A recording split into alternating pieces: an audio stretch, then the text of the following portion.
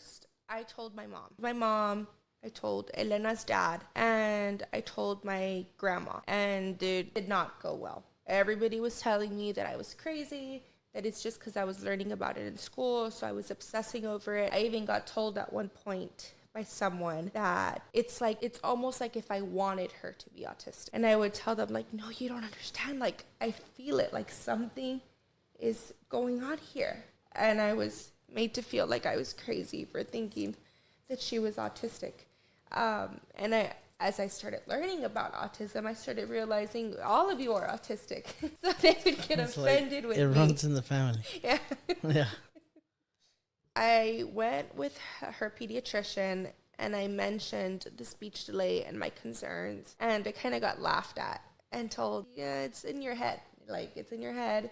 Kids can't even be diagnosed with autism until they're 5 years old, or they usually don't. That was a huge red flag for me, because I was like, that's how people thought. Her pediatrician was an older person. So that was a red flag to me, because I had been researching it and I had seen that back then autism diagnosis was way less, because people were less educated, including doctors. They believed that you couldn't even diagnose until a certain age, or that a kid was not autistic unless they were severely disabled, which Elena is not severely disabled. If you are somebody who knows nothing about autism, you probably won't even realize that our daughter has autism. I was laughed at, but I was referred. She was referred for speech, physical therapy, and occupational therapy. Physical therapy, she was too young, but she did qualify to get services through ECI, early childhood intervention, right away. She qualified because she was severely delayed. Okay. I know for some people that don't know too much about autism, what are some like signs that people can look out for? It's funny you ask that, because every autistic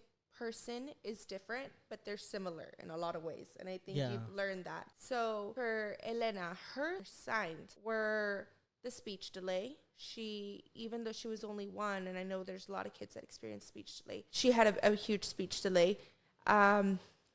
She would line things up very often. She was obsessed with wheels and anything that would spin. She would have these epic meltdowns that would last a long time. She also would hand flap a lot. And she still does this, but she would hand flap. A huge one, that she would not respond to her name. She knew her name, because you would ask her what her name was, and she could, she couldn't say it, but she knew what her name was. She would not respond if she was doing something. She would not respond to what her name was. She also would hyperfixate on things. So if she liked something, she would become obsessed with it. It wasn't just like a normal like. So as you can tell, all these things, you might be thinking, my kid does this. Are they autistic?